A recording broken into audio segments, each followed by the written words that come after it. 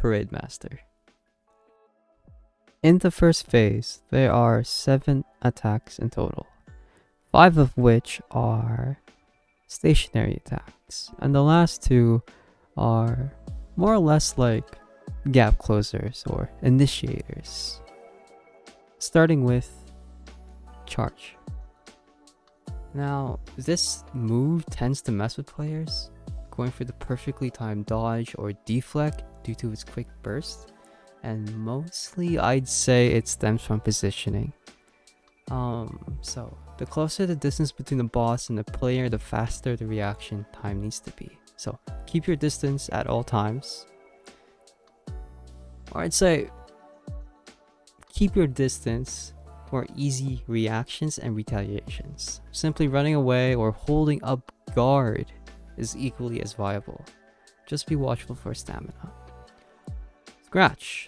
Lift both arms in a cross position and then scratches in a small area in front that progressively goes to the side.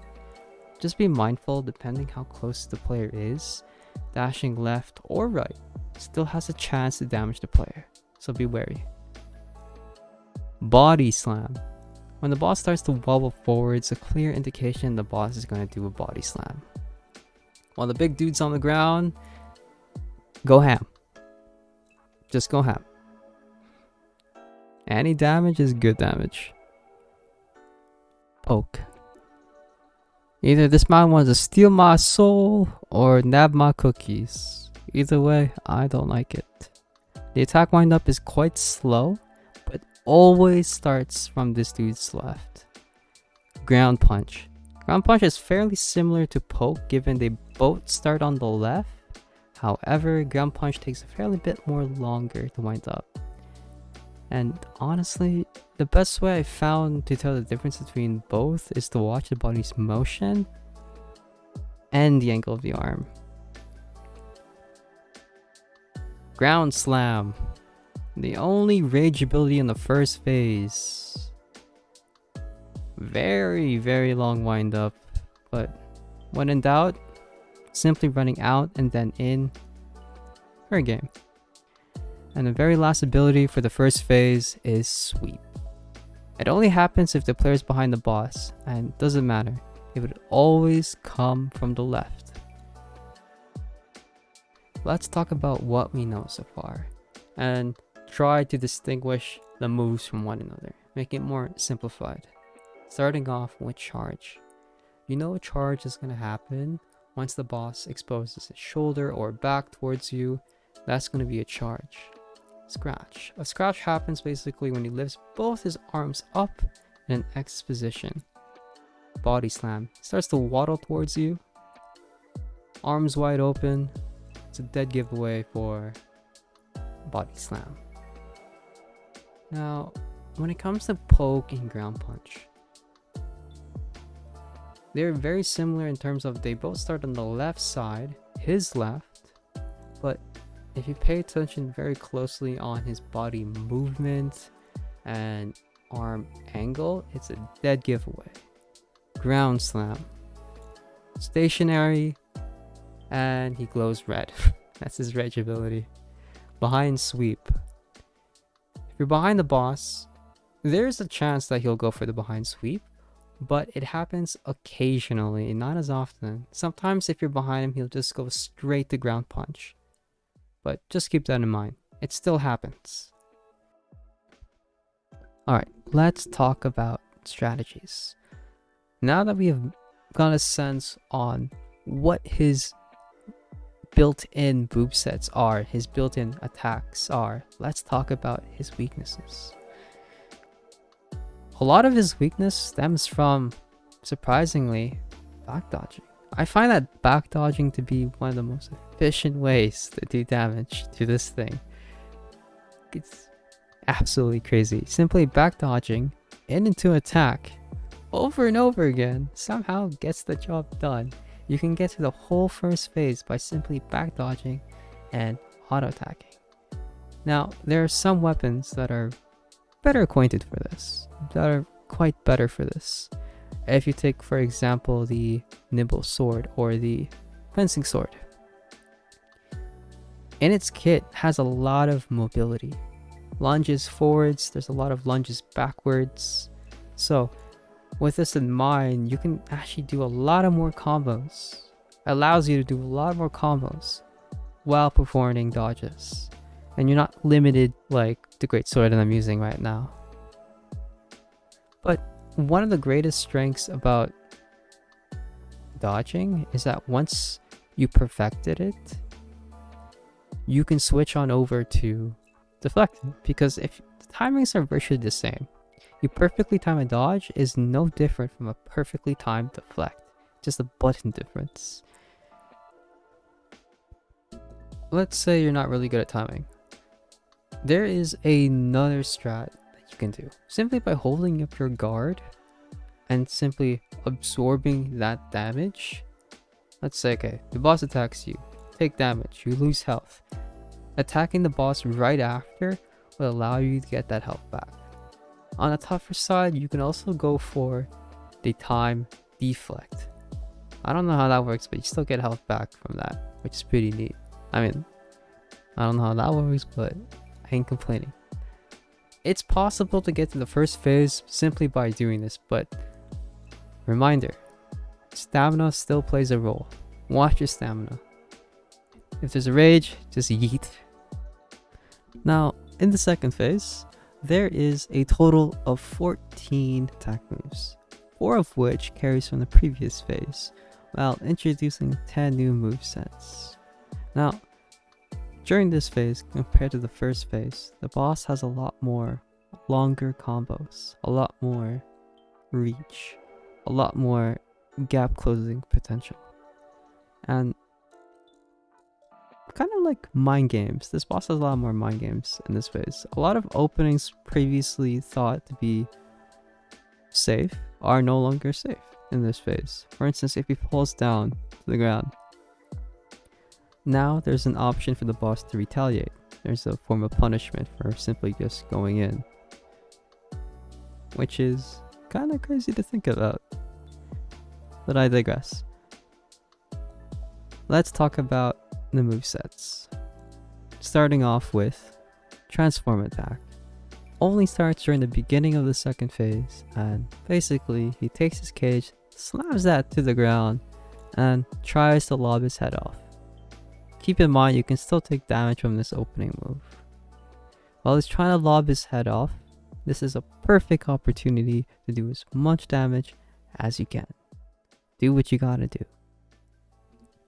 Charging swing. He holds up his left arm, aiming it at the player while he pairs the swing with his right arm. Now, depending on distance, the boss will run towards the player to quickly close the gap just before the swing.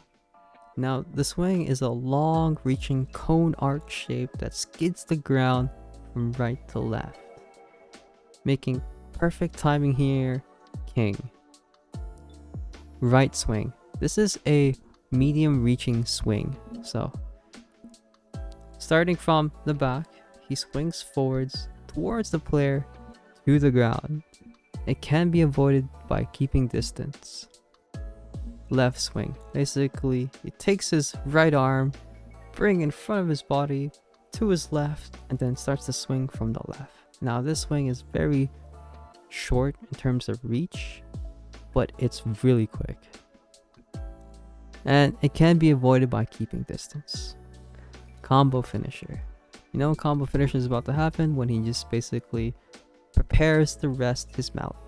And during this part, I guess you can say, you can still take damage, which is kind of depressing. I don't. Also a bit funny. I don't know how I feel about it. Simply just avoiding his right side can completely neglect his damage. Keep in mind, positioning here is also king. Left twirl swing. Now, you know a left twirl swing is going to happen when the boss readies the mallet on the right hand side, which is a bit deceiving because it looks as if the boss is going to be ready to attack from the right, when in fact he does a 360-degree rotation that swings to the left. Now, This is very close to left swing. Both speed and distance are very similar. Very short distance, really quick. It can be simply avoided by keeping your distance, but this can also be used in combos, so be wary. A second attack might be coming. Body slam, counter attack. Now, once the boss does a body slam, runs towards you, falls on the floor, face flat, looks dead. After the boss receives damage, there is a chance the boss would do a twirl. The first rotation is a medium ranged attack, and the second half of a rotation is a very short distance attack. Now, keep in mind, if you're going in to do damage, just watch this movement and expect this retaliation. Mallet slam. Takes the mallet above his head and slams the ground as hard as he can. While doing so, the boss actually stays stationary, so you can just walk out. Or simply by dodging out, you're completely fine. Just be wary though, mistimed dodges or mistimed abilities in this very close radius to the boss are heavily punished. Rage mallet slam. No different from mallet slam, honestly, except holding guard is no longer a viable option, and no different from mallet slam, timed abilities are heavily punished. The last attack and the very last rage attack of this phase is called Rage Swing. Now, it's very similar to Charge Swing. Swing is long reaching, cone shape, and it skids the ground from right to left. Except unlike Charge Swing, the boss does not close the distance beforehand. So this gives the player to make as much space between the boss and the player if need be. Do what you gotta do. Alright, let's talk about what we know so far. So in this phase, there are 14 attacks in general, 4 of which come from the previous phase. First of which is Charge, Poke, Body Slam, and Behind Sweep. The 10 additional attacks we find in this phase that are new are Transform Attack, take his cage, lobs it to the ground. Charge Attack, or Charge Swing, is holds up his left arm distinctively, and depending on distance, he'll always try to close it, and swings from his right. Right swing and left swing. Now, something I did not mention previously is the fact that these two are the most common attacks you'll find in this boss fight.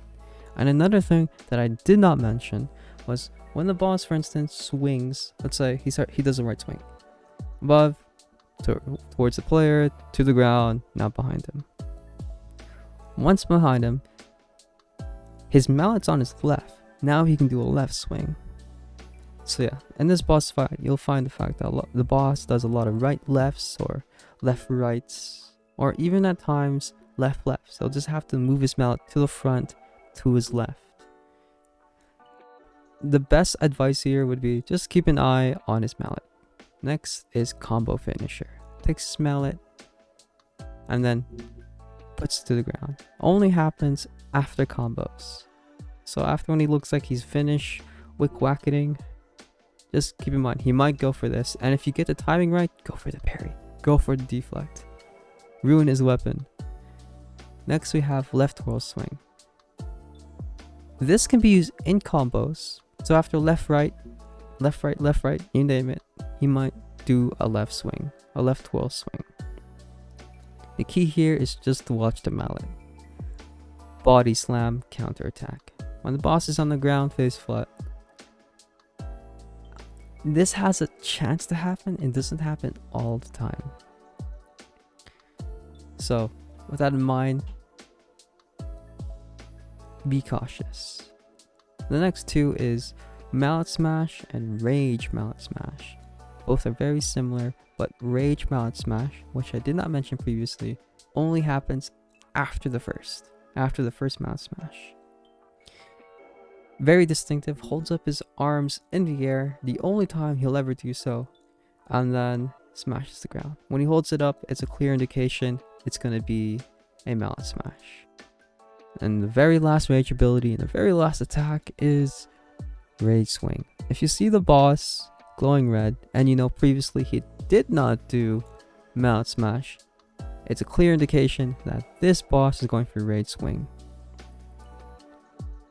Strategies. Now that we got the gist of all his wickwacks, all his movesets, what is the best strat going forwards? I wouldn't say best, but it is a strat. Main thing here is to watch positioning. Positioning here is king. The reason why I say that is because let's pretend this is the boss. This is a top view of the boss.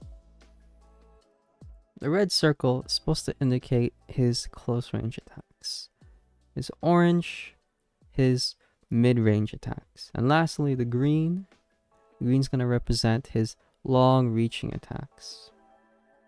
Let's say in this fight, you're trying to avoid as much damage as possible. Staying really far away from the boss, that works. But let's say you want to still do damage and wait for openings. Where is the best course?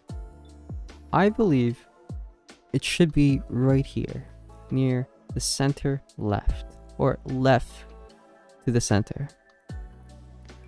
My reasoning here is on the orange line is because you're outside the range of all his quick attacks. His really quick attacks. Left swing, really quick but really short, stays in the red. Left twirl swing, really short, really quick, stays in the red. So you're outside the two quickest attacks. The other attack you're also avoiding by staying on the left is combo finisher. It always rests on the right. So those three things out of the way. If you manage to keep yourself on the left and at this distance. Let's say you want to break his weapon. Destroy its durability. Go on the right hand side. Right center red line is every time after a combo, boop, it will drop. And when it drops, you can go deflect it. Once you deflect it, you're ruining down. Why would I recommend ruining his weapon? Because once you ruin his weapon, the main difficulties, or one of the main difficulties of this fight, is his range. Remove that option, he no longer has range. A lot of this table wouldn't make sense now because a lot of it would just be short range. All his attacks would be on the red line. Majority of his attacks would be on the red line. If you manage to destroy his weapon, he loses 2 attacks. And that is Mallet Smash and Rage Mallet Smash. Is holding up guard still viable in this fight? Yes, it still is. Even though a lot of his combos, a lot of his swings are in combos in this phase, it still gives you the opportunity to deflect to get health back. Since you're expecting another swing really quickly, you can ready yourself for that deflect to get the health back. When it comes to attacking, it depends on the weapon. If it's too slow, I mean, there's a chance you can try to go for it. Sometimes he doesn't retaliate. You can go for it. You can get your health back by auto attacking. But the faster the weapon, the better for getting that health back. Is there openings in this fight? There is. But it's usually at the end of combos between. And it's kind of weird. There's a point where the boss would just walk around you and just stare and do nothing. It's like the grace period, I'd say. There's a small grace period where the boss will be thinking, I guess, on what his next attacks are going to be. During that time, you can quickly heal, repair, stretch your fingers. You got time. It's up to you. And I think that's it. If you made it this far, just want to say thank you. If you think I did a good job, give me a thumbs up. And if you're interested in seeing more of my content in the future, I would really love to hit like at least 10 subscribers, just like 5 more. Oh my god. I think that'd be pretty neat. And I think that's about it. So, see ya.